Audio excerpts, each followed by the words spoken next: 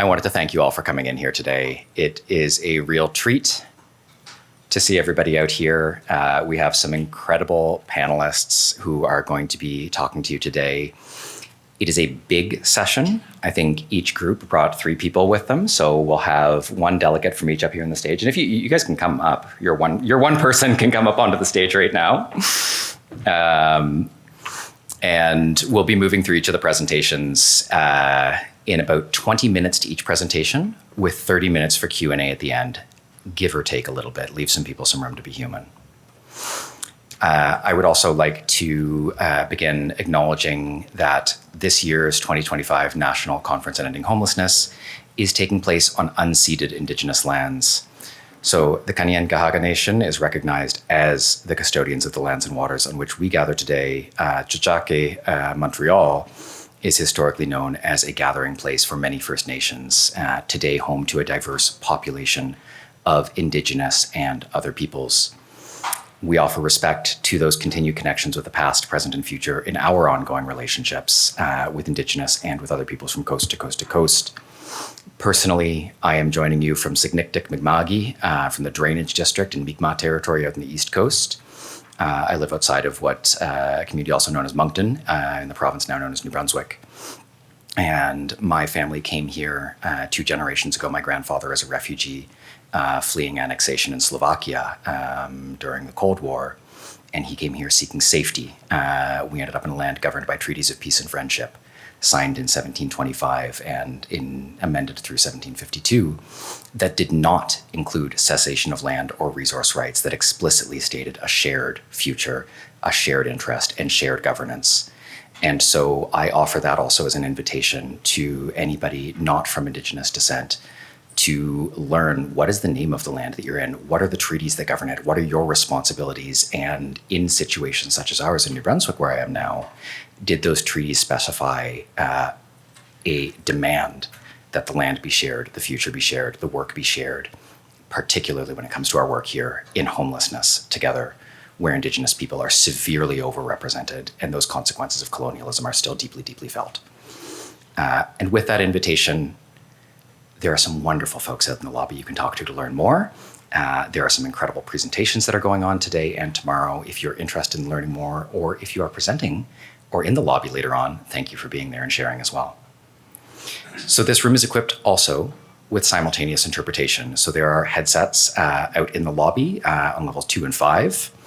Moi, je parle français aussi, donc si vous parlez français et vous avez des questions pendant la période de questions, vous avez bien le droit de les exprimer dans le langage de votre choix. As you can see when I speak in English, there is also subtitling up there, and the simultaneous interpretation headsets can give you audio. With the printed program, you will be able to see who is speaking. I will be reading off of that, so I'm not texting my friends when I look at my phone. I am introducing my speakers and making sure that I have all of their names right. Any questions? Are we all in the right room? You all want to be here? Fantastic. So I will begin by introducing our first presenters. I have Christian Thorpe from Calgary Police Services. I have Susan Wall from the City of Calgary with Emergency Management and Community Safety. And last but not least, I have Lori Bailey, Inspector with the City of Calgary, also with Emergency Management and Community Safety and Transit and Public Safety. Take it away. Good morning, everyone. Oh, that's a bit loud.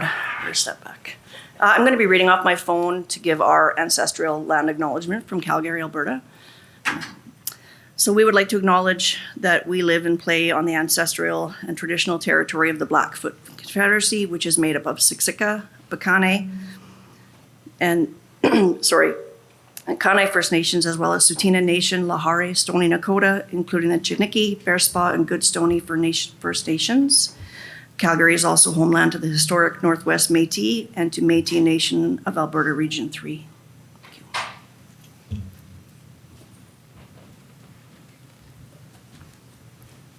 Okay. I think that advances it. I know how to work it now, that's great. Good morning, everyone. I'm Susan Wall from Calgary Community Safety. We are the bylaw department, and we are primary response to encampments on public land. It's a privilege for our team to present here this morning. Our presentation focuses on, oh sorry, it's flowing through and it shouldn't. I'll try and keep that stable as it is. Okay, so I'm just going to try and pause it then, but anyway, I'll start again. It's a privilege for our team to present here this morning. Our presentation focuses on the crucial aspect of our collective efforts to address homelessness, the power and potential of integrated response.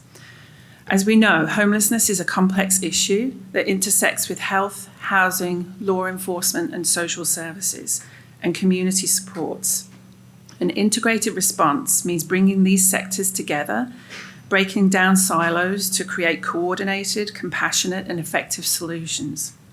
Today we will explore how collaboration across agencies can lead to better outcomes for individuals experiencing homelessness and how we can strengthen these partnerships to build more resilient and inclusive communities.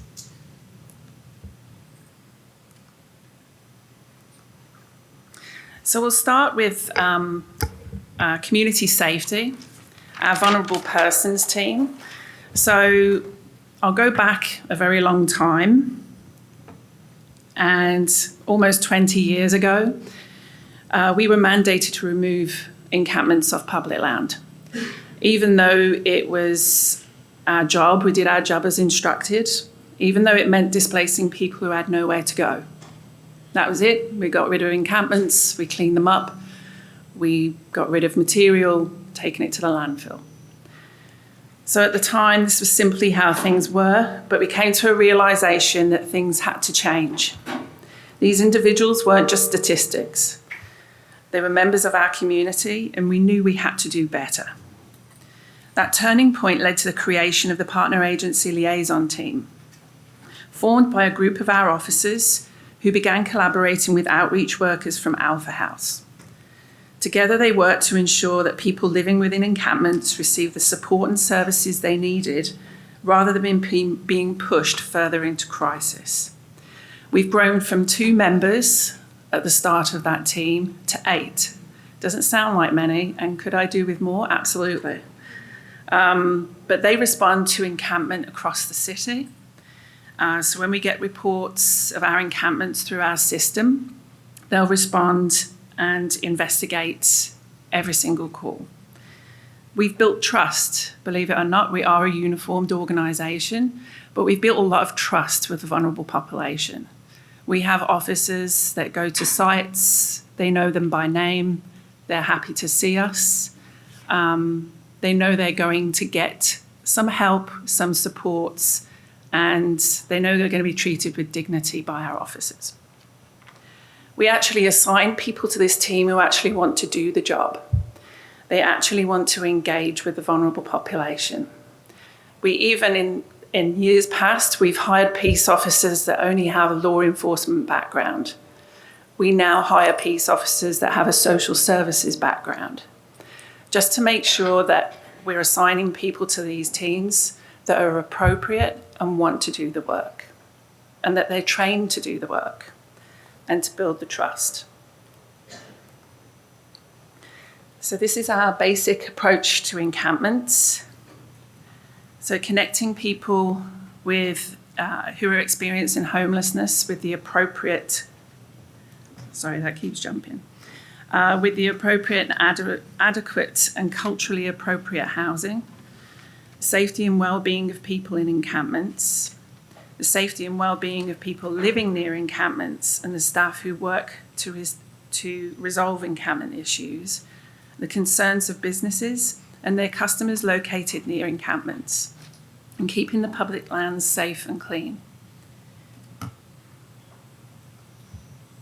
So looking at some encampment data, just some quick data from the City of Calgary. So in 2019, before the pandemic, we would all kind of run around just under 2,000 calls a year for service. Very manageable. It doesn't mean there was 2,000 encampments within the city. That's just calls for service. So a lot of those are duplicate calls, people calling in that they're seeing something while they're out and about. And then after the pandemic, we did see a rise. we again had to shift our response. We know that many of us didn't want to be in mass public places during the pandemic, and so the vulnerable population didn't either. They didn't want to go into shelters. Can you manage that? They didn't want to go into shelters. We understood that. We got that. So we had to shift and change again. We had to keep encampments and sites where they were, where people felt safe on their own for the most part.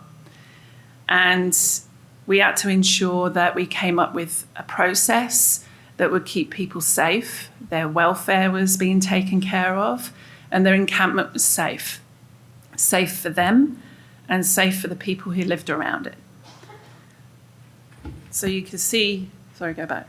So you can see the increase in encampments, and a lot of them, we are clustered in the downtown core is where most of the pink is what you see, where we get most of our calls, and then they extend out to the city limits. So our encampment team supports with Alpha House encampment team. So they come out with our officers, they pair up when we actually go visit encampment sites, and they meet the client where they're at. So we also have an EMS medical team that will actually come out and change things like bandages, give people Band-Aids, do minor things for them for health and wellness so that they don't have to leave a site and go to a clinic.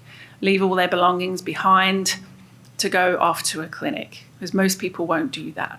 So we'll bring the EMS medical team to them in our District 1 location. If people are willing to begin the intake and start a housing plan, we can arrange to have the site remain as long as it remains safe. Just as I said before, certain safety concerns are taken into consideration, and we'll also look at Apologies, it keeps flowing through. So we do face some challenges, however, and we know we're going to. Officers have to stay safe. Outreach workers have to stay safe. So this is the wrong pictures. This is all the wrong stuff. Sorry, we got a bit of a mistake on our pictures. They're not the right ones. But what I want to say is that, yeah, not all encampments are scary. We did have a picture up before of a perfect encampment. It was clean. It was set out like it was meant to be there. Ideal. Just like this one at the top. That was exactly what it was. Lawn chairs, everything else. It was great. But we do have our challenges. Encampments are unfamiliar and can present safety risks for our officers, outreach workers, and emergency medical personnel when responding. So we respond to overdoses within encampments. We have found many people on our arrival who are deceased. We have been there for their last moments, and our team deal with that very well, but they do take some of that on themselves. They do take some of that home.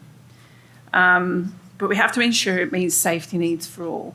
I will have Christian just explain the picture on the right to put more context around it. Hi, good morning. I'm not here to villainize encampments. Obviously, I look at a different lens with the core job of my job being law enforcement. Nothing keeps me up more at night than not only my own members going into these encampments, but knowing that there's many social agencies that send social workers out there that don't have tools to equip themselves to protect themselves. The encampment on the right was located in our downtown core back just before Christmas last year. Members went to lift up a tarp, and what they found there, which is the main reason that slides up, is at the top right corner were three 3D printed 9mm handguns with extended magazines, and on the left is a loaded sawn-off shotgun that was ready to go. Obviously, not every encampment has guns. I want to make that very clear, but a lot of people traditionally, I don't think, have thought of, including ourselves. We knew there was weapons in there. We didn't see weapons like this, so it's more of an education piece that encampments can be scary for those going there because you never know what's going to be behind that veil, which I'll talk about a little bit more on my presentation, but that's just one thing that I want to drive home in this presentation is that there are, unfortunately, entrenched criminal entities that operate within encampments, at least in our jurisdiction, and I imagine elsewhere in the country as well.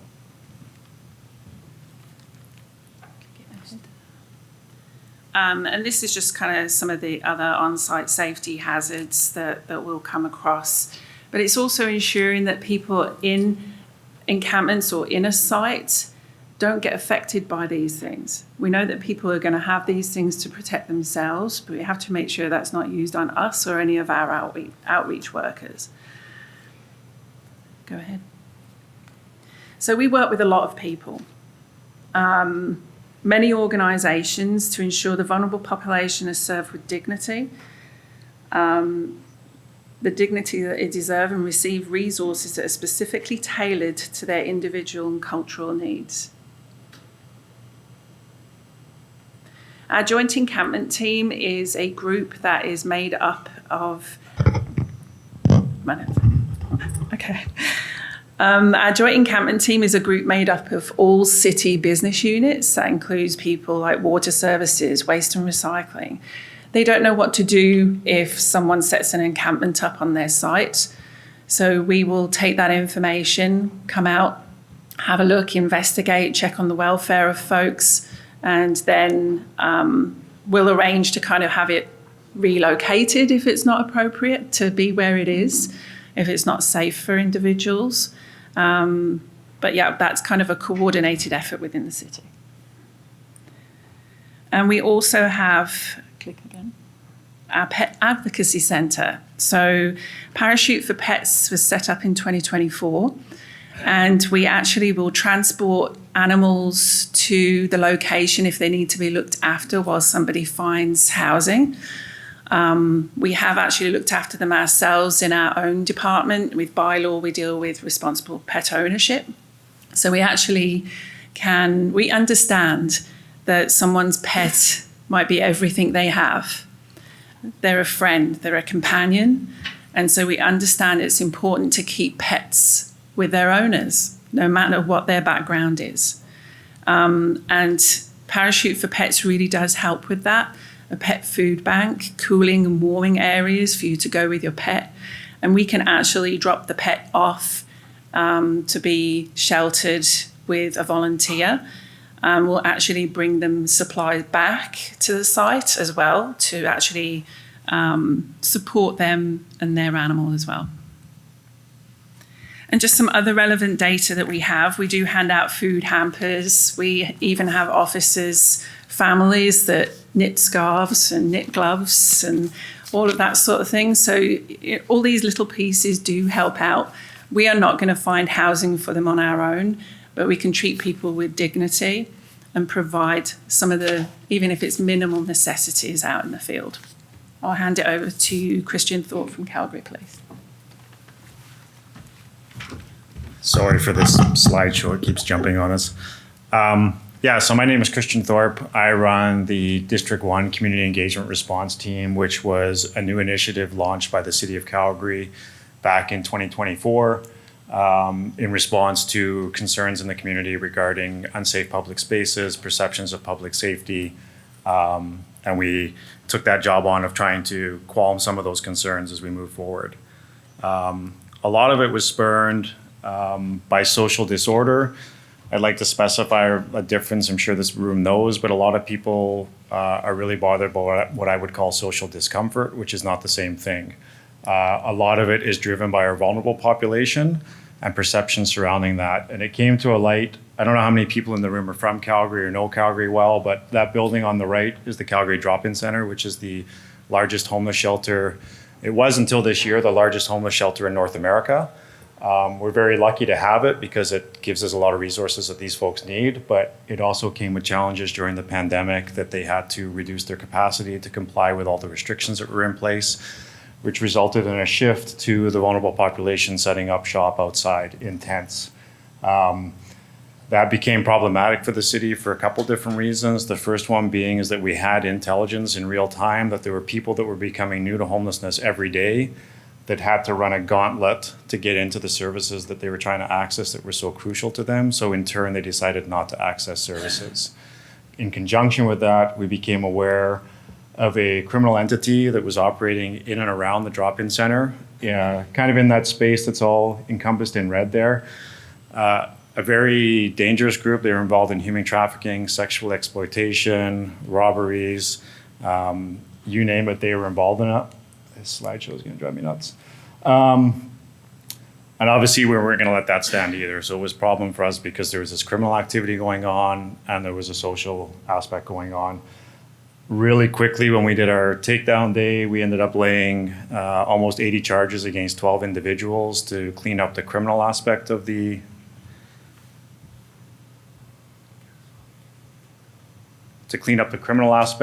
what was going on.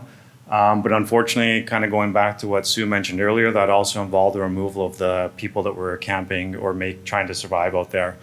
We took a very compassionate approach and worked with pretty much every social agency that the city of Calgary had at their disposal on that day. And so every single person that was camping on Dermot Baldwin Way was offered a bed that night and long-term storage of all their property that was in their possession so that they weren't just getting kicked down the road.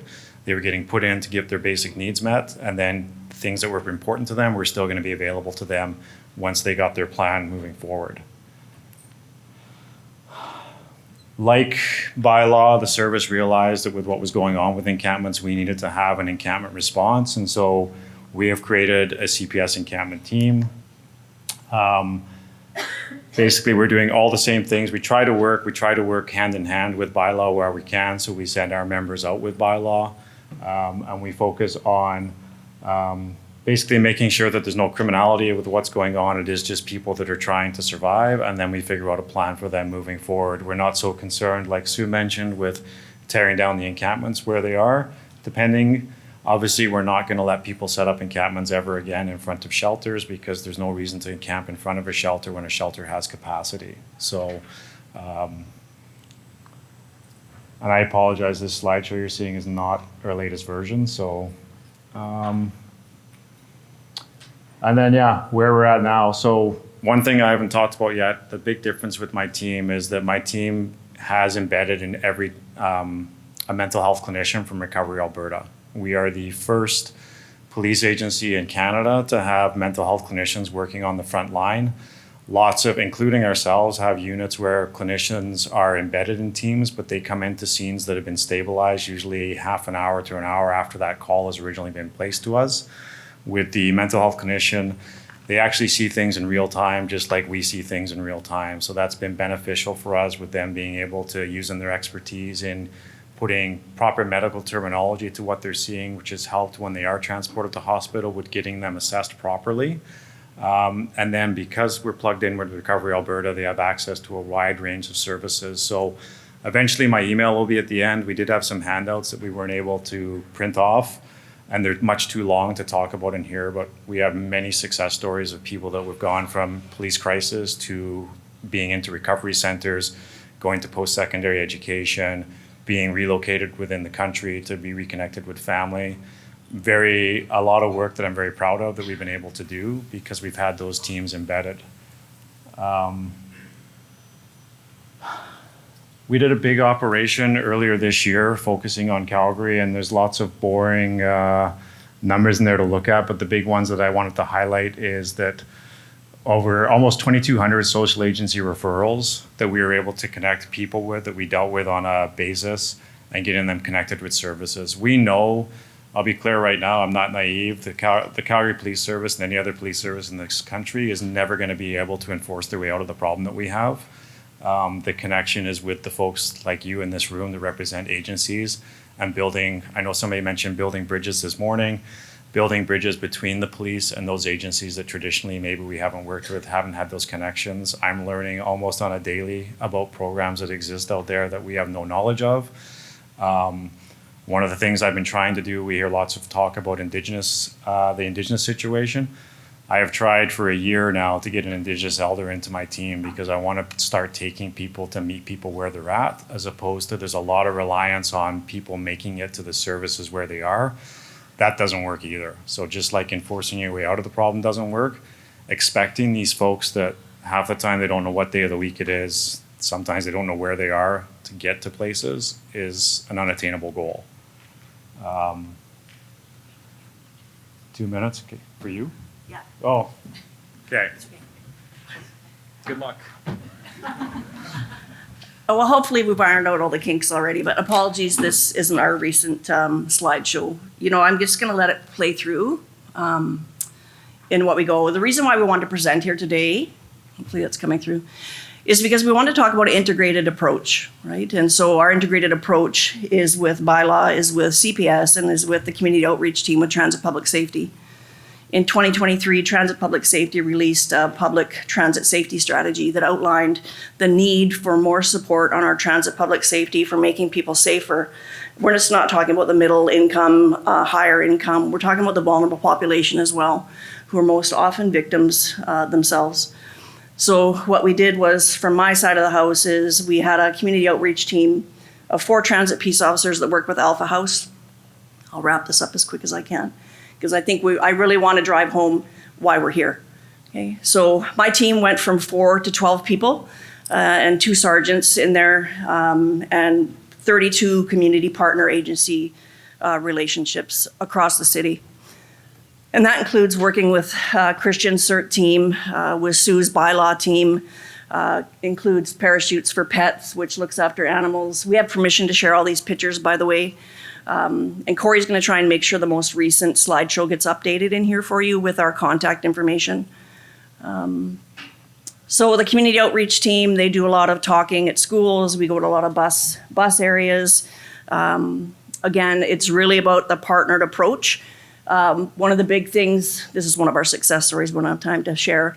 One of the big things that we had to focus on was respecting each other's roles in the community and what we do, right? So with policing, with bylaw, with transit, was the ability to work together to recognize that we could all bring something to the table with the other outreach agencies we work with. If we couldn't build trust and relationships amongst ourselves, we're definitely not going to build it with the outreach population, vulnerable people, or the outreach agencies, right? So we recognize that every time we're out doing something, we have to continue building trust with everyone. We're not naive to know what people think about policing or law enforcement. I'll just touch base on this. So my team right now works with Alert in Calgary, Alberta, and so we are the eyes and the ears on transit right now of victims who are human trafficked, and we will try our best to hook them up with the police officers and victim service workers. And we've had a lot of success stories on that in helping people escape being trafficked. This is our contact information at the end. Again, like, we prepared so hard for this. You guys wouldn't, know that from what it was like. But the slideshow itself, when it gets up here, we're open to questions the rest of the day. If you see us, we're happy to talk about it. We don't want to take time away from anybody else. But again, it's about the integrated approach, right, in terms of public safety and making sure we're looking after the vulnerable people, right? So we're all very passionate about that. If you chat with us, you'll hear us talk like that, and we can go on and on and on about it. So we're open to discuss anything with anybody who has questions here. Thanks.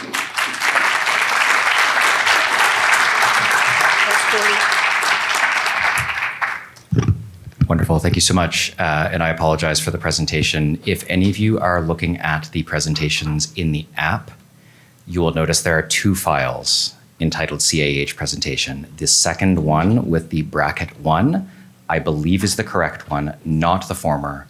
I will confirm with Lori beforehand, and we'll get the incorrect one taken off. And I'm deeply, deeply sorry. With 2 versions of the same file in the portal, we clearly got that one mixed up, and my sincere apologies for that. Dom, are you going to switch us over? Yeah. Sure. Super. So bear with us for 2 seconds while we switch over to the next one, which is the correct version. Yeah, that's correct. And while we're doing that, I would like to introduce our next presenters. So from there, we have Sarah Clifford with Stepping Stone, and that will be joined by Rory McClellan from CMHA, Becky Jones from John Howard Society.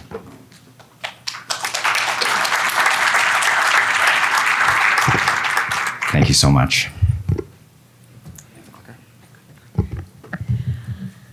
Hi, thanks everyone. So hopefully we have our presentation and our slides work. But the other group did an amazing job at dealing with it on the fly there. Okay. Okay, so I'm Becky. I'm from the John Howard Society, and I'm the team lead of the bail program. This here's Sarah, and Sarah is, Sarah is from housing worker from Stepping Stone, and we've got Rory McClellan, who's team lead with CMHA, Mental Health and Justice Program, as well as Impact Team. Okay, we're going to start with agenda. Basically, what we're going to talk about is what is the problem in terms of cycling between silos. We're going to explain a little bit about a new initiative that came to Guelph-Wellington. It's called the Wellness Court. It has been extremely successful. So we're going to share a little bit about how that court works and how we were able to break down silos working together in partnerships. We're going to talk about outcomes and impact and key insights and lessons learned.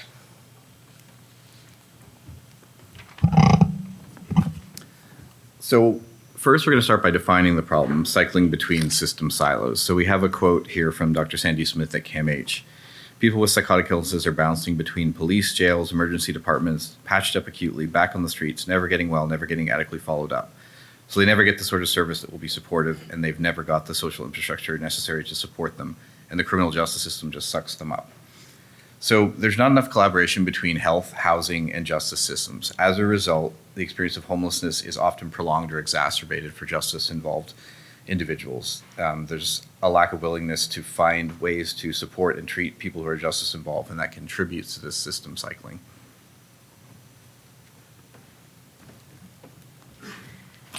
So we've got some pretty big numbers up on our screen here. I want to ground us in the fact that those numbers represent real people that all of us know.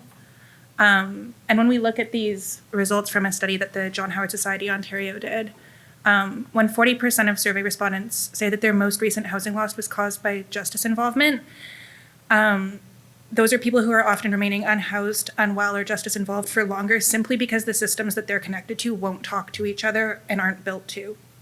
When 80% of respondents identify a correlation between their experience of homelessness and justice involvement, it's telling us that the absence of housing is not just a housing issue. It's an issue that shapes when and how people come into contact with other systems as well. In Guelph-Wellington, the fact that half the people our bail program supports are actively experiencing homelessness or housing instability tells us how inseparable these systems are. And people do not experience justice, health, and housing as separate in their own lives. They're part of one interconnected narrative for those people. So the stress, instability, and exposure that can come with justice involvement directly impacts health and housing outcomes as well, which in turn impacts people's ability to comply with conditions, make it to court dates, and engage in treatment. Risk in one of these areas inherently creates risk in the other areas as well. What this means in practice is that navigating the justice system is not just a challenge for people that we all support, it's a challenge for us as service providers as well. The complexity of this population has outgrown the structure of our systems, and it's not because the people are too complex, it's because the systems were not designed to accommodate the intersections where health, housing, and justice overlap. Systems are usually only built to address one of these pieces in isolation, and gaps in communication or collaboration lead to real and negative outcomes for people with concurrent needs. So in Guelph-Wellington, our approach has been to build connections in these overlap areas.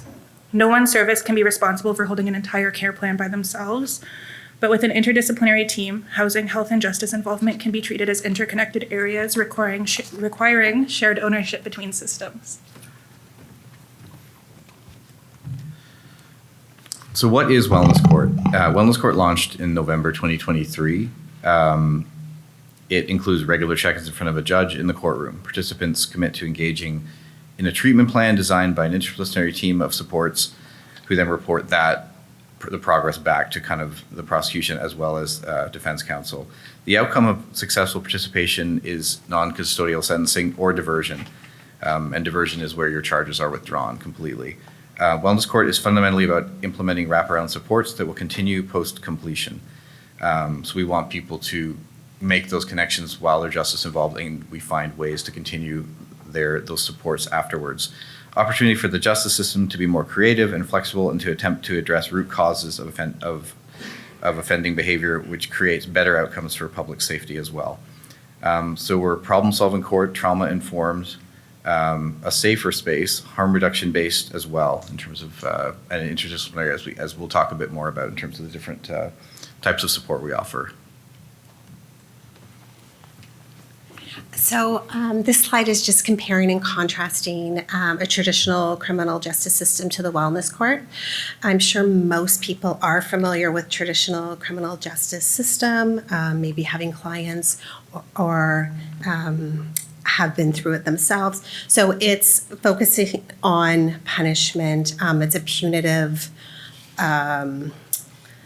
system. It's perpetuating trauma, often reoccurring that trauma constantly. Rarely connecting individuals with any kind of community supports or anything to follow through. Also, it's typically very time consuming in terms of clients might go to court between 8 and 12 times before a resolution is even coming. So the courts expect them to be there at that time, and there's consequences if they aren't. So often our population is not able to follow through with that kind of system. So wellness court, we're addressing root causes for each specific individual. So be it mental health, addiction, Indigenous population, acquired brain injury. We look at all of that and try to see the root cause of why someone is in the court. It's an opportunity for frontline staff and community supports to directly engage with the courts. So often courts have no idea about the individual. They're just a number on docket. And the wellness team helps bring a story and an actual person to the court. And then what we do is our goal is to develop treatment plans to work with that person to directly impact that outcome in a positive way.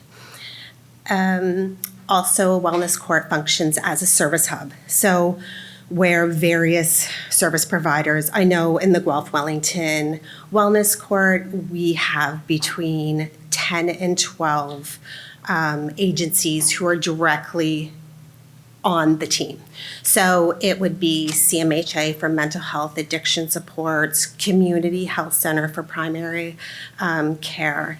It could be probation is on, ODSP, OW, shelter system. So we're engaging all of those supports and they're actively part of that team. So in terms of building these relationships, we're also stopping some of the silos that there's different work being created, then we're all working together for the benefit of the individual. And shared accountability to the team and to the shared treatment plan. Okay, how do we collaborate on front lines? So bail planning. So that's where I come in.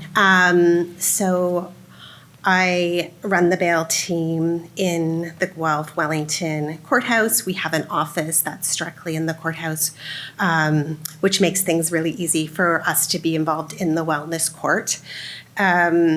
But we get intakes. We get referrals from defense counsel. We can get referrals from duty counsel, from the Crowns. But we also can take referrals from community agencies who flag us.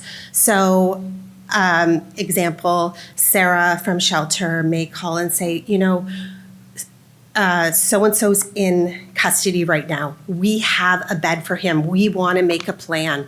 And then we can engage in trying to actively find supports. So this person isn't just sitting in custody waiting for someone to, because often, as we know, a lot of the people in bail or in custody typically can't advocate for themselves or sometimes can't. So it's so helpful to have community supports engaging with us and helping us advocate to the courts on their behalf. So we're able to do intakes with clients, and then we're able to, through those intakes, we can see if there's what needs or underlying needs need to be addressed. So if it's mental health, addiction, sometimes we are the first step with people who need shelter but have never accessed shelter because they're scared of it and they don't know how to, they don't even know where to go. And we'll direct them and do warm pass off for that. Often we'll identify some human trafficking so we can get victim services involved, because when we're going through the intake, sometimes it's the first time that someone has actually addressed some of these issues, or they may have been going on for years, but that hasn't come to this point. So we're a good first contact, and then we reach out to our community partners. So when a participant enters wellness court, we formulate a treatment plan. So that provides a clear definition of responsibility for which service providers are implementing that and working with the person. And we find individualized resources and collaborate across interdisciplinary different agencies who provide different types of support that are very specific for clients. And we're always balancing that treatment plan with public safety as well. If there was risk or victim involved, we want to make sure that the treatment we're providing is effective. So how it functions is we have a pre-court meeting every Wednesday on Teams. All the agencies attend and the Crown attends. We talk about participants' goals and progress. We also develop sort of a plan about who's going to take the lead on what. The meeting keeps all partners informed and able to support individuals. It reduces overlap in services. It keeps everyone accountable to the same treatment plan. And every agency involved in the Guelph-Wellington Wellness Court, there's a direct point of contact, so we know who to contact at that agency, who provides updates for their participants, the participants that their agency is supporting. We have a Venn diagram here just sort of showing you kind of the overlap. You're seeing three sort of organizations here, Stepping Stone, CMHA, and John Howard Society Bail Program, but that we have a lot more partners that are involved in this, but this is just sort of showing some of the overlap. So I'll describe CMHA's role a bit. Like CMHA Waterloo-Wellington provides care across the lifespan. So we have programs that range from children's mental health to treatment teams like early psychosis, a flexible assertive community treatment team, a DBT team, an eating disorders program, and a team that responds to live mental health calls with police, which is called Impact, and specialized geriatric services.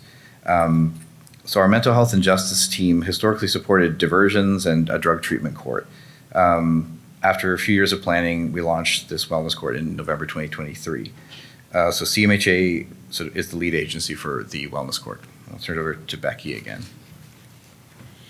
And I'll talk a little bit about how the John Howard Society plays in the justice role. So the John Howard Society is a not-for-profit organization that provides programs and services to support people in the justice system, with a focus on crime prevention, intervention, and reintegration. So the John Howard Society mission is to promote humane and just responses to crime by addressing root causes. And that's basically the goal of the wellness court as well. The John Howard Society Waterloo-Wellington Bail Program is a fairly new program for bail programs. We've been in the community for 8 years now. So basically providing support and supervision to accused that are awaiting trial. So clients, if we release a client from bail, they're with us until their court matters resolve. So that could be anywhere typically from 6 months to 2 years. So we are closely connected with those clients. When clients are released with us, we come up with a plan of supervision and talk about goals. And so every time we meet those clients, we go through what is happening with the goals. And we can change those goals at any time. It's very fluid, but we can work with the clients where they're at and support them around their court matters, but also any underlying issues. Oops, sorry. That's okay. And then Stepping Stone, where I work, is a shelter and permanent supportive housing provider in Guelph. We serve adults over the age of 25 as well as families across 5 sites, which include an overnight emergency shelter, a 24/7 housing-focused shelter, 2 24/7 family shelter sites, and a permanent supportive housing program called Grace Gardens. We really try to pride ourselves on meeting people wherever they are on the housing continuum. So our services include things like prevention and diversion, housing-focused outreach, housing stability supports, care coordination, which is what I do, and life skills supports in our shelters. All of these services are designed with the goal of supporting individuals in achieving long-term health and housing stability and ensuring that they're part of a community.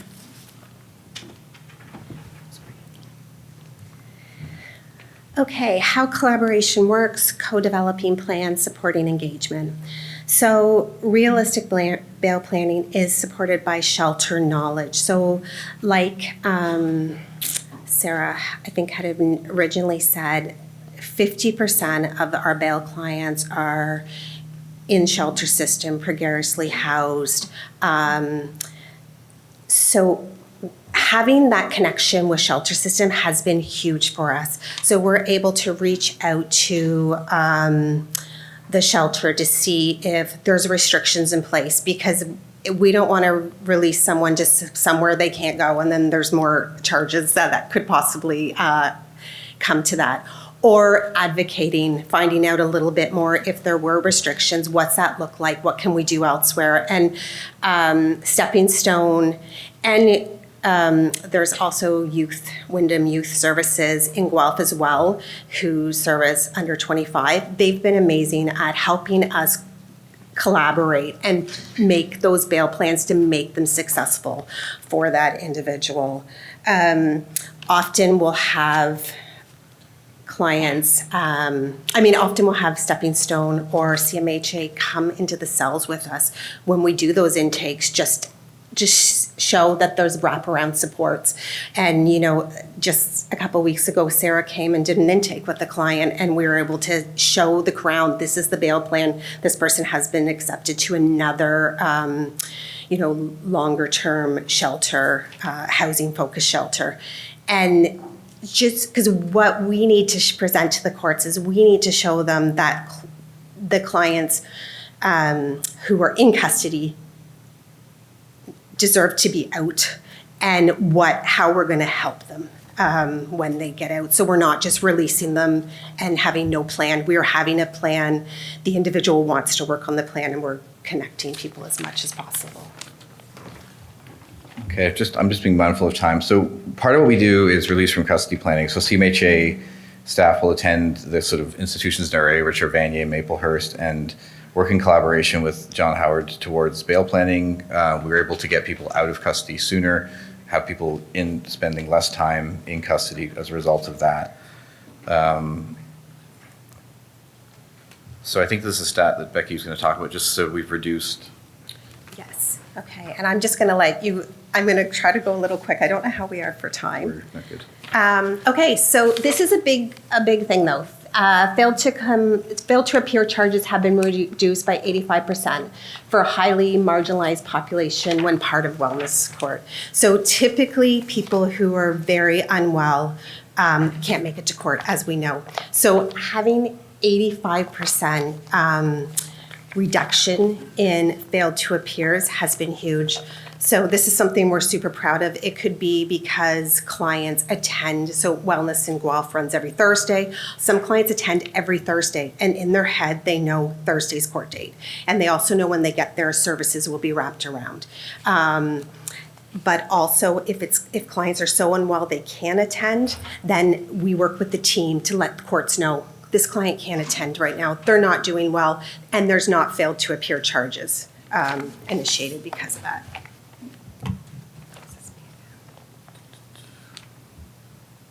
I need to skip ahead a little, I think. Yeah. So here's just a sample of what a bail plan might look like for someone in wellness court.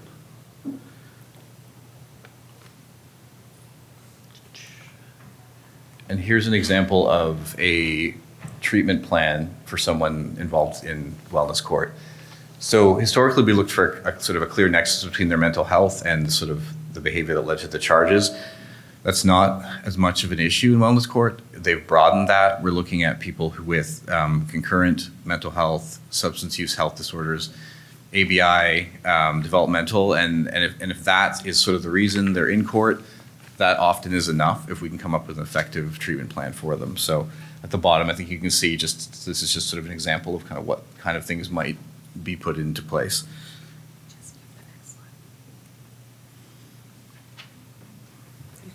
Okay. So yeah, bail breaches are 80% down since this team formed and this court has been functioning. In terms of outcomes and impacts that we've tracked with Wellness Court specifically, we've had 56, in 2024, 69 participants completed Wellness Court. So there was 56 diversion stream and 13 wellness stream. So everyone in wellness stream was streamed for custody. So that means that the 13 people that would have spent time in custody didn't. 56 in diversion stream, they may or may not have been streamed for custody, but either way, in that stream, their charges are withdrawn completely. So it prevents them from accumulating a criminal record, which down the road, if something happens again, can lead to further sort of incarceration and housing loss. So currently in 2025, 40 bail clients have been participating in Wellness Court. And those are 40 individuals who would still likely be in custody right now without the type of coordinated programming that Wellness Court and this collaboration allows. For this population, even one person who's diverted from incarceration means one person who didn't lose their bed at the shelter, their medication, their income, their worker, or their community ties.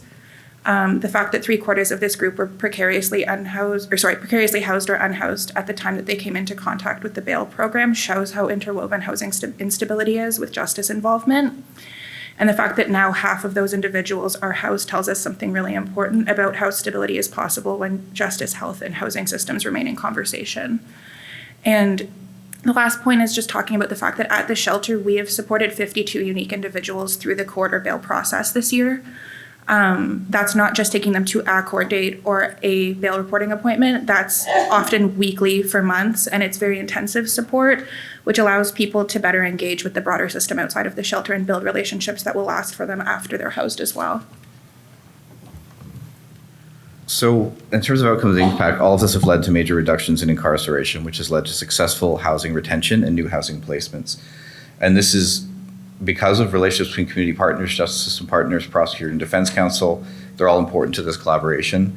We focused on building infrastructure to keep these relationships in place, things like regular community partner meetings, a shared steering committee that our court partners also participate in, and clear guiding principles and resources that make expectations transparent for everyone involved. And I think that's one of the keys here, that this kind of collaboration needs continued care. Like, we need to continue to meet as a group, and that brings, I think, accountability. That brings, it continues to develop and grow. That's sort of how this collaboration, I think, will continue to hopefully function and grow. That regular intentional meeting between all of the people involved. And I know we're very tight for time, so I think you'll have the slides in the app. Anyway, this is the postcard that we're going to be giving out in Wellness Court soon. And there are some tools you can take home.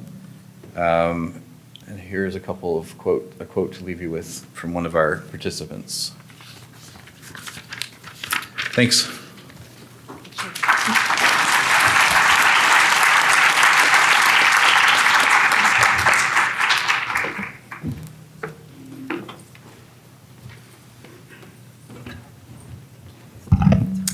Wonderful. Thank you so much. I would like to invite up our final presenters. So coming in, I have Astrid Stublik, Assistant Coordinator at the YMCA of Hamilton, Burlington, Brantford, and Hamilton Police. Lisa Gajevich, Program Coordinator with Hamilton Police Services. And it is just the two of you, right? Yes. Wonderful.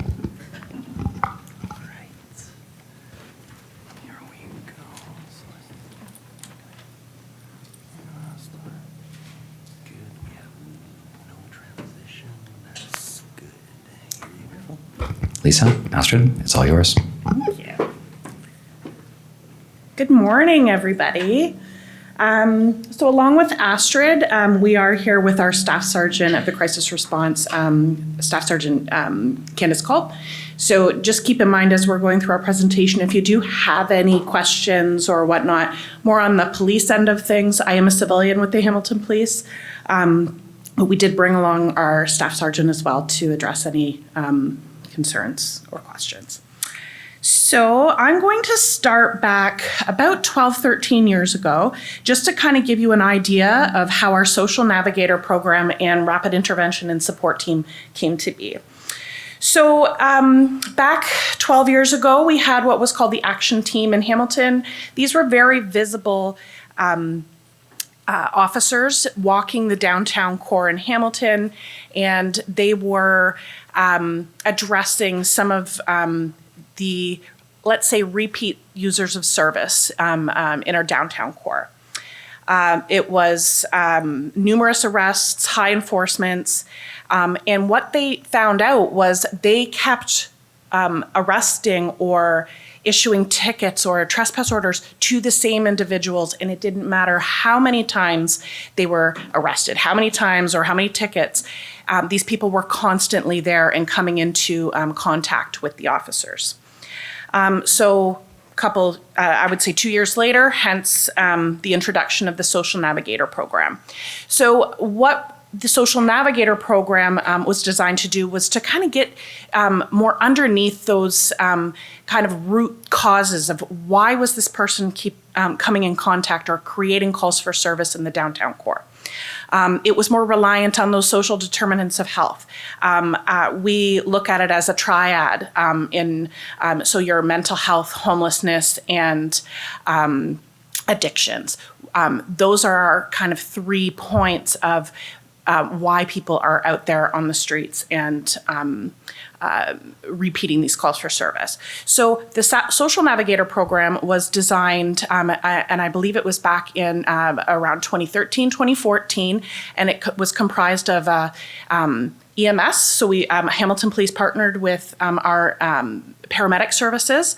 So a police officer, a paramedic, and a social worker came together to address these social determinants of health for these repeat users. So our program, our Social Navigator program, again, that was those 3 police, EMS, and our social worker, were going out and they were being very mobile and visible in our community to speak with these high users of service. Currently, our Social Navigator program has expanded to incorporate 6 medics, and we have 5 officers, and we fall under the crisis response unit with our MCERT teams, so our officers that are responding to 911 calls with their mental health workers from St. Joe's Hospital, our COAST team, so our crisis outreach and support team, which is an officer out of uniform with a mental health worker attending for that mental health follow-up piece. We're in the same unit as also our encampment engagement team. So the goals of our program are to connect and support people through a referral process. So we're connecting people to services and we're engaging all of those social and healthcare agencies in the city of Hamilton. Another one of our main goals is to reduce the reliance on emergency services. 911 calls, emergency transports through ambulance, and people walking into the ER that maybe don't need to be there. So another goal, improving the health, the safety, the quality of life for all of our clientele and moving them into a positive trajectory. So our Social Navigator team is comprised of 3 main components. Those are our officers, our paramedics, and the coordinators, who are myself and Lisa up here. This beautiful big room of people that looks so scary once I'm speaking. I'm so sorry. Our officers take that public safety approach where they're able to attend with our medics and our outreach workers to ensure their safety. As our first presenter mentioned, there are some very real safety concerns that can be around in encampments. It's just realistic. So we're able to extend our reach by having that additional safety piece on our team to reach more people in the community where others might feel unsafe going to. Our medics have that medical approach where they're able to attend to a variety of different medical treatments outside where people might not be able to access traditional indoor clinics for those medical supports. For example, wound care. This is something we found in Hamilton has been increasingly tough on our community. Folks who aren't able to get wound care experience a variety of other complex health issues after experiencing those wounds. So we have 2 specific wound care medics who go out in the community, are mobile within encampments to meet the needs of the people who are living there. And then myself and Lisa, the coordinators, handle all that really fun behind the scenes stuff like advocacy, connecting with different agencies to make sure that we're being good community partners, as well as fun stuff like making sure all our referrals get to the right people on our team.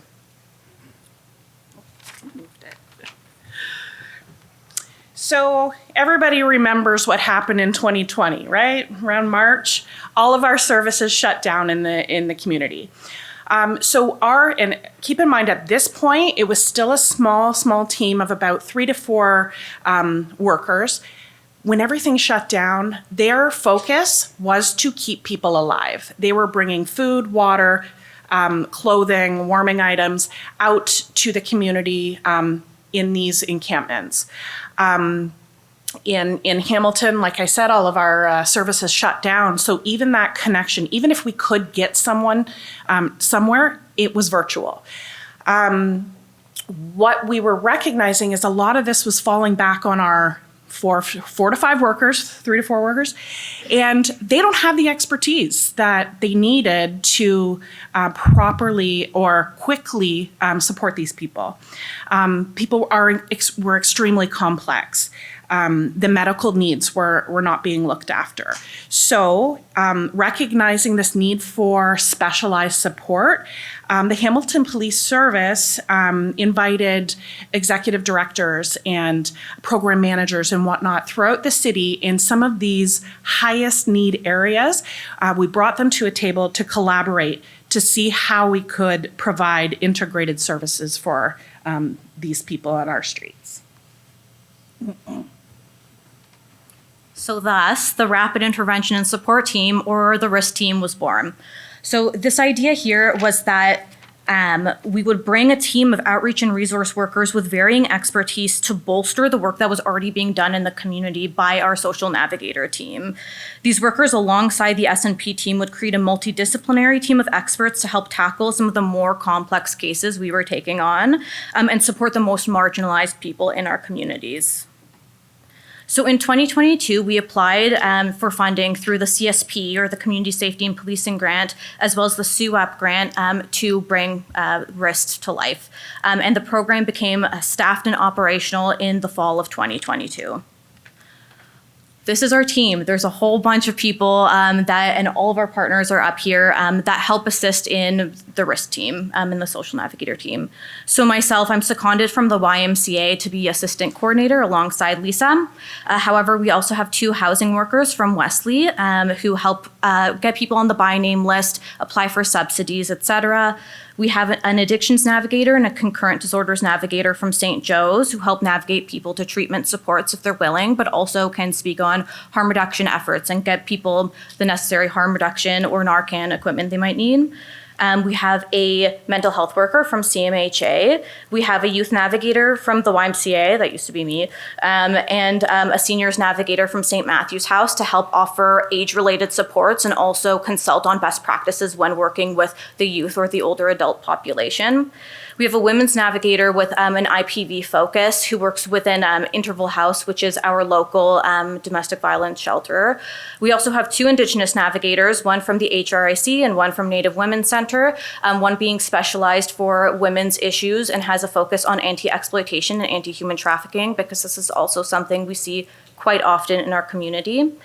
And as well, not last but not least, we have a court liaison through the John Howard Society that offers very important work being done to provide court support mobile as well as within an office. So they can attend court either off of a phone or a laptop out of our paramedic vehicles, or he also has an office space where people can come in and do their court virtually there. So that's been reducing the amount of, for example, bench warrants that have to be put out for folks who aren't making it to court.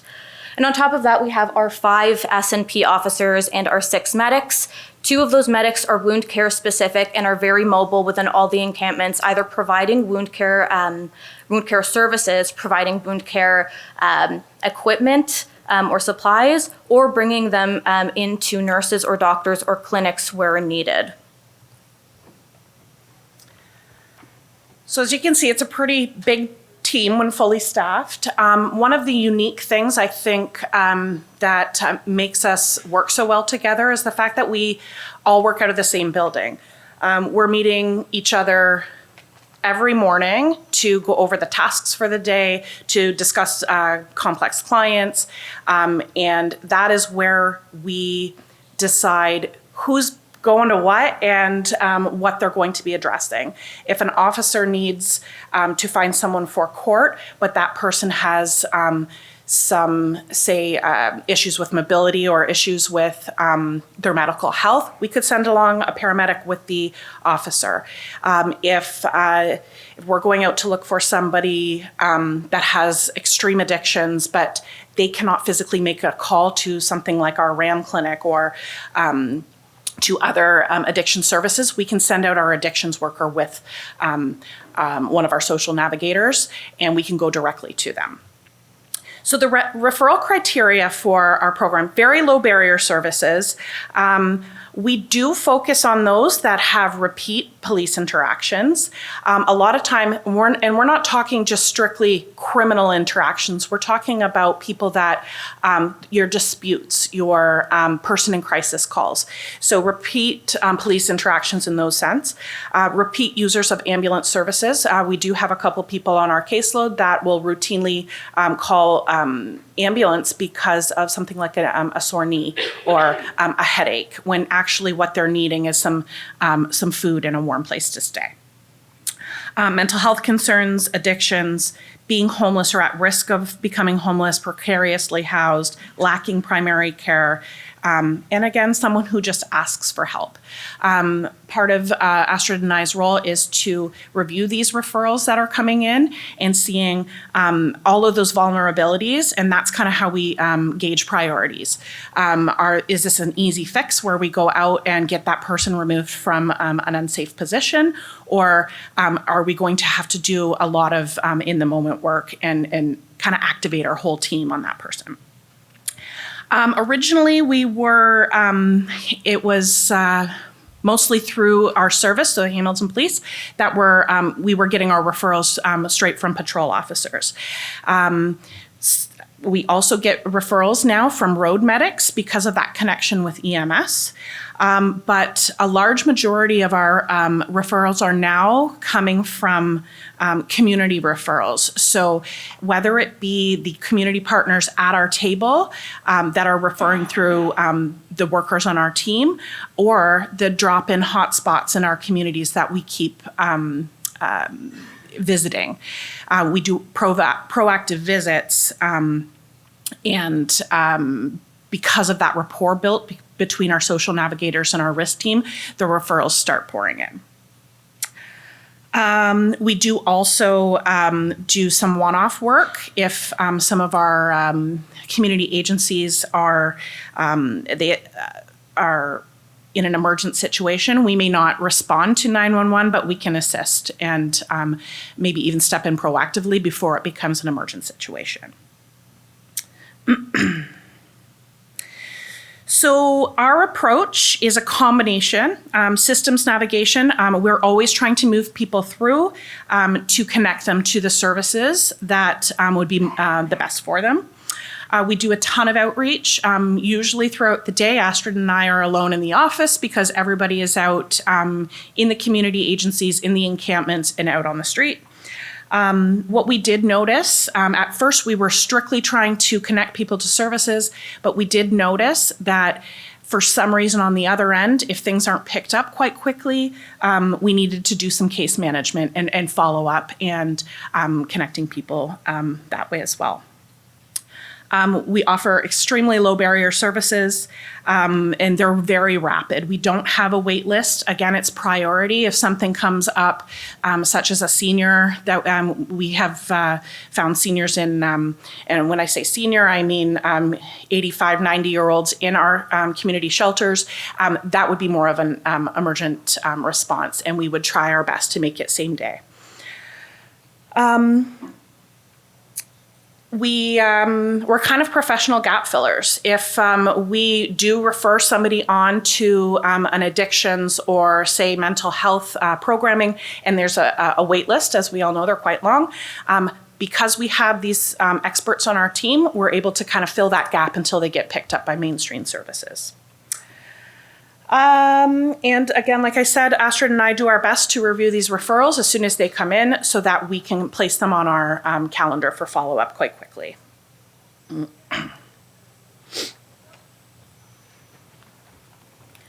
So we offer a huge variety of services, and I won't go over all of them in too much depth because that will take way too long.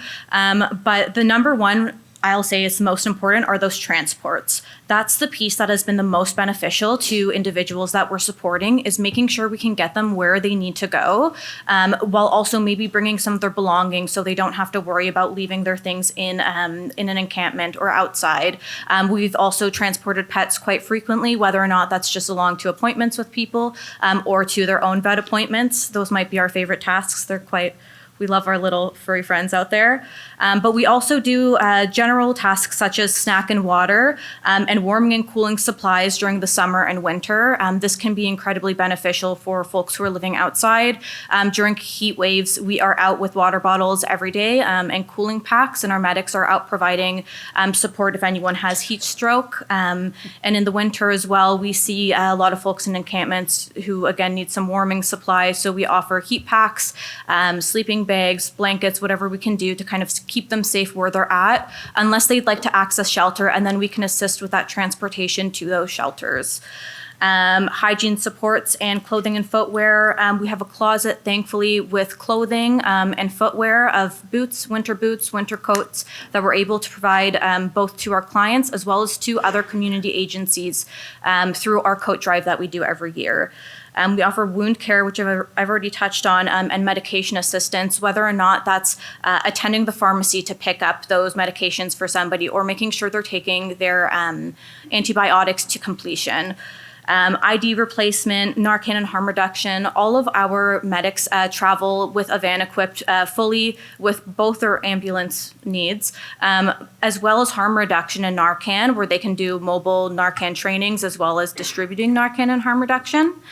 Those court support pieces are very important as well, where we're able to offer that court support and directing services, as well as relaying information from workers and working alongside our community partners to ensure that all of our populations who are living out there are having their needs met. Oh, did you already push? I think we're doing pretty good for time. 2 minutes? Perfect. So this is our last slide, basically. So what we're doing is advocating for services for our clients. We're assisting them through court processes. We're supervising court-mandated clients. That's it's a smaller portion of what we do, but sometimes we are able to get these people out with a condition to connect with us, and we can then support them while they're going through their court journey. Transporting clients, as Astrid said, is one of our biggest barriers. Them leaving their, them not wanting to leave their encampment or not having the physical means to get to an appointment, we are able to step in. Providing that case management piece, in coordinating care. I don't think we've touched on this yet, but sometimes there is no role for us. They're connected to services.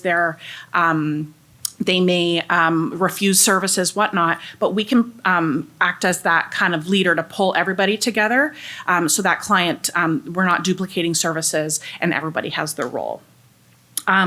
This chart just gives you a snapshot of some of our outgoing referrals that we're making and in the areas that we're referring to.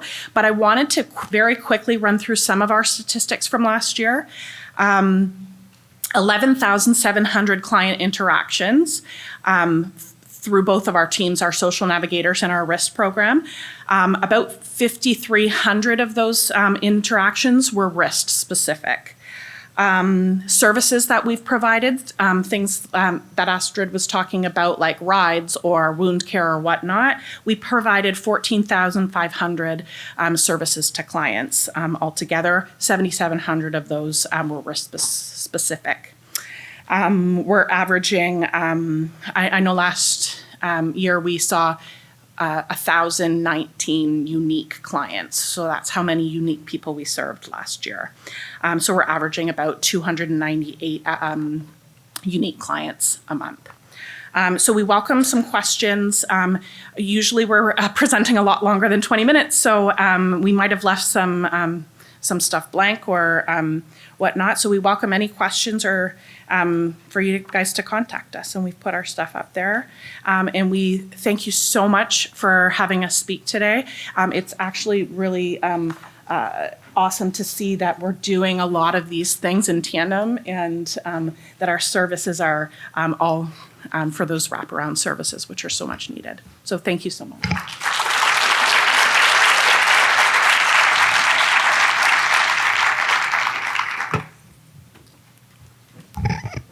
Wonderful. Thank you so much. I'd like to get a big round of applause for all of our presenters and to invite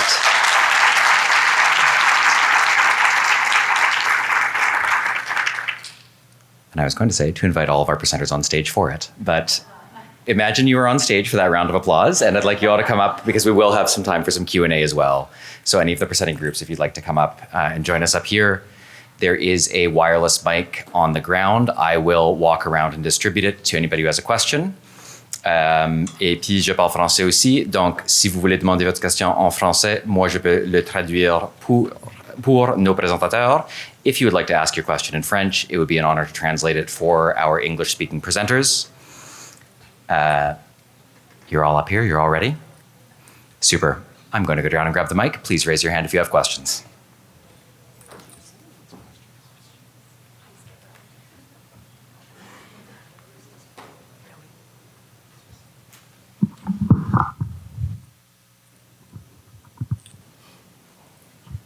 Hello, thank you very much.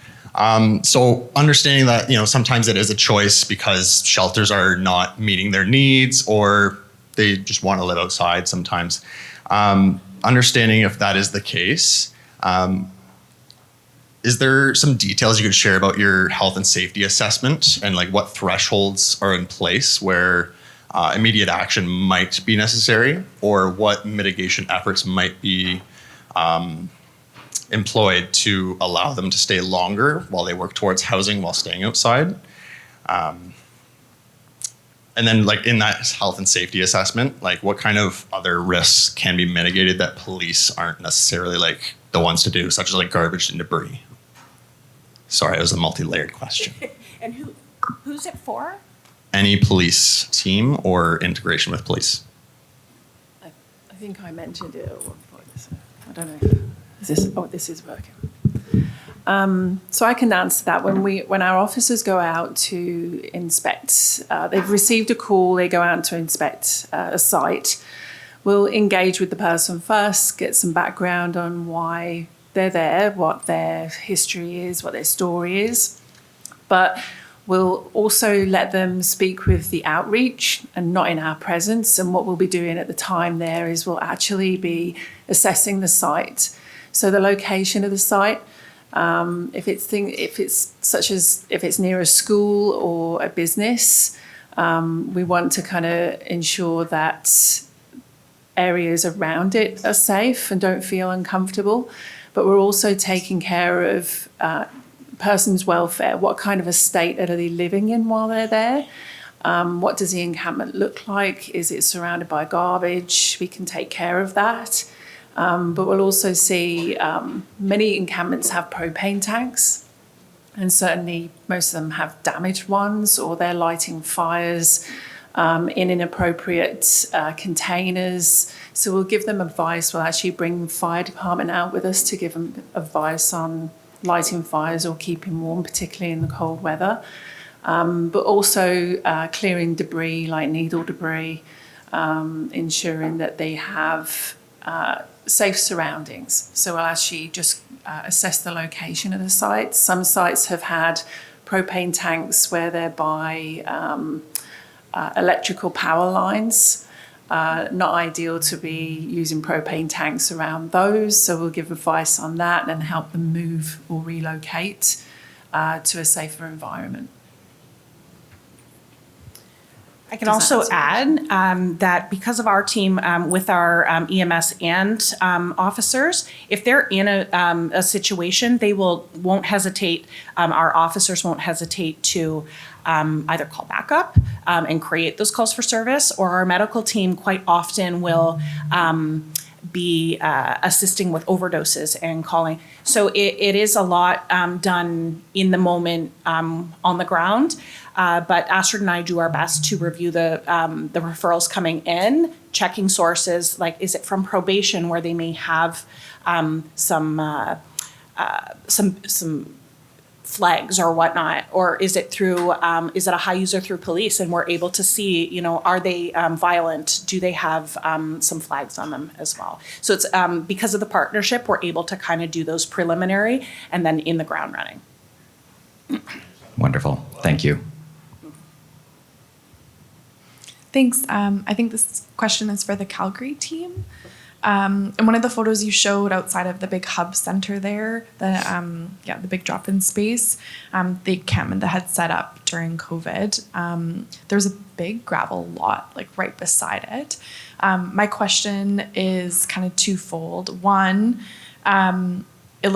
have you done much effort, or is there in the works about how to like sanction different spaces so it's decentralized, so folks aren't just kind of conglomerating in one space? Maybe looking at like land that's not being used, that is away from school zones, other spaces, and like what that kind of advocacy effort looks like within the kind of city or within bylaw, things like that, so that if you can't stay here, this is a better place for you to go. And then two, you mentioned who you're missing from your team and you wanted to try and get like an elder involved. Is there anyone else that you're hoping to build relationships with in community that you have yet to do? So there's a lot to unpack in that question. With regards to the alternate space, Calgary is a little unique in that we are one of the few jurisdictions, I think, that has enough shelter space to take our population in. They choose not to go there. I think a bigger issue that I struggle with a lot, like I've heard a lot in my time, I've worked downtown since 2014, and I've heard a lot about shelters. I'll also preface this by saying, like, somebody staying at a 5-star Marriott, I think some of the vulnerable population would find a place or find issues with that. I think there's a certain percentage of them that don't want to go to shelter. It doesn't matter how good they are. But I also struggle with like who polices the shelters and what's the issue that our population that should be relying on them chooses to sleep outside in a tent as opposed to go to the shelters. I think that's a huge issue that doesn't get enough spotlight. Our preference, I think, as a city would be we don't have people anywhere other than shelters because there's always concerns. It's not where somebody should live. You only have to go back to what Sue was just talking about.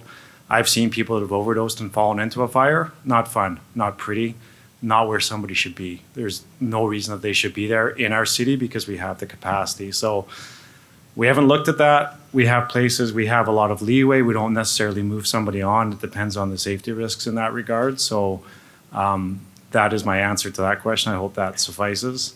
With regards to the second one, I'll be blunt, anybody. Like I said before, we can't enforce our way out of this. Everybody brings something to the table. The Indigenous population is a huge part of it because we have some nations around us. We have people that are expelled from their nations for whatever reason. That's another whole separate issue. But like another thing that we have a lot of in Calgary right now is we have a big homeless East African population that has come over here that are child soldiers back home in Sudan and Somalia. And that's a whole separate issue. How do we deal with that?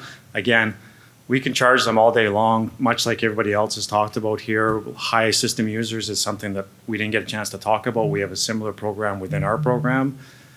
We're never going to enforce that out. We need those people to come and bring and offer solutions. Like the justice system is one rung in a ladder, but there's many rungs on it.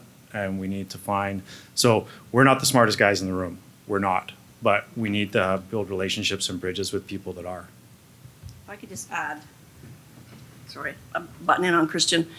So we do work with Siksika and Tsuut'ina actively in Calgary, in addition to the Aboriginal Friendship Society, and they will ride with us 1 day a week out to wherever we're going on transit in those areas. And we didn't get a chance to say it, I don't want to take up everybody's time, but we do very much the same as what Hamilton does. We have emergency paramedics that just work specifically with the vulnerable population, and we can call them, they will come do wound care, all those types of things. And so we try our best to have as many community partnerships as we can, because we know, like Kristen just said, we can't do it alone. And we know that as a law enforcement agency, we're not going to get a lot of people that want to work with us, right? So, but we take baby steps, which is why we came here today, right? To help educate people on what we're doing and hopefully spread the word like everybody else here is doing. We have a community court program too, which is very much like the wellness courts diversion program. We take people to, we transport people there, we remind them of their court dates, all that kind of stuff. I'm really excited because this is great work that's taking place. So, but we are a work in progress.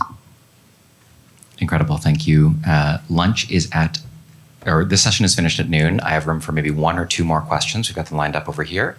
If you do want to stick around to speak to the presenters, though, I do invite you to. 12:30 is when the keynote fireside begins. So we'll do a question over here. First of all, I want to say I commend all of you for kind of working together at different levels and coming together to address the situation. So my question, I'm going to just address it to Becky because everyone's kind of involved in this, but particularly Becky, with the wellness court, how did that get implemented? Where did you guys start to make that system work? Yes.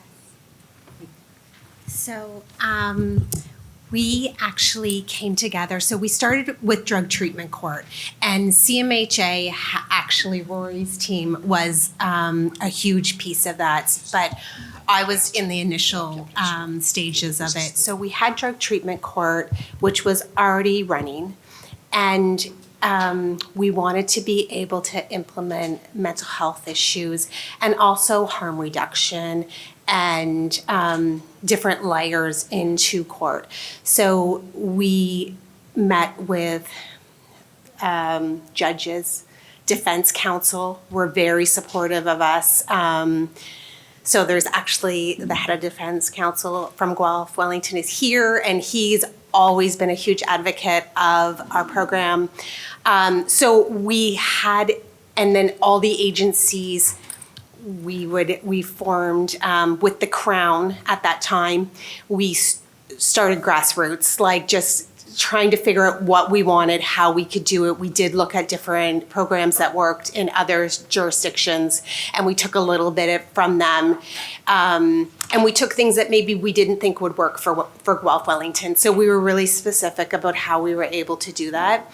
And then we were able to come up with the wellness court model, which, like Rory said, started in November 2023. So still kind of new, and we're still tweaking to make it fit best for our clients and the individuals and the participants we're serving. Rory, do you have anything to add? No, I think that's... Okay. Thank you. I think we have time for one very quick last question. I'm just curious about, with police being on outreach and the encampments and things, and it wasn't really mentioned in your presentation, how you address the supreme power imbalance. And people in encampments that I've worked with have experienced a lot of abuse and even being beaten up by cops. So it's like one day you're there to like hand out and support and tell them to go to a shelter, then the next day you're charging them with something. So how do you address that power imbalance when you're on outreach and trying to connect with people? And as you mentioned a number of times, building trust. I'm very curious how you do that. Yeah, I don't think your point's not lost on me. I think there's many people from many cross segments of society over many years that have had horrific experiences at the hands of, I'll just say, a uniform. So I don't think it's necessarily Calgary Police.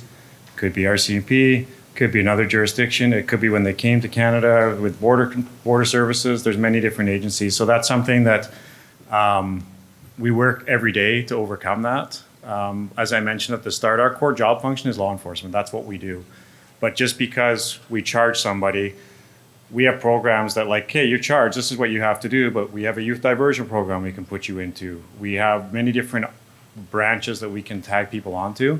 One of the things I didn't get to talk about that's beneficial of my team is we're geographically and statistically deployed, so we work in the same area all the time. So I might deal with you today as an offender. I might know your name is Carl. But then 3 hours from now, I have the benefit of seeing Carl again. So I can be like, hey, Carl, are you feeling a little bit better now? Do you have questions about the court experience? Like, we can interact with them over and over and over again. And it's planting that seed. I don't expect, I'm not going to walk in and change something overnight. Those success stories, please email me so I can send them to you. They take place over many, many months, sometimes into a year plus. So are we going to change perceptions overnight? We're not. We're stuck with that stigma, unfortunately, but we work every day to kind of overcome that. And I think we're on a good path. I think like we have people that want to work with us now. They see that we're trying to do better. We realize we can do better, and that's the work that we try to do every day. Wonderful. Thank you so much. We are at time, unfortunately, and I want to be able to stick to that because lunch is up next. But if any of you have the time to stick around, I do invite our participants to come up and stay. Si vous parlez français, moi je peux rester et agir comme traducteur aussi. Merci. Et s'il vous plaît, nous rejoindre à 12:30 pour la keynote. Please join us at 12:30 for the keynote in the main room. Thank you so much.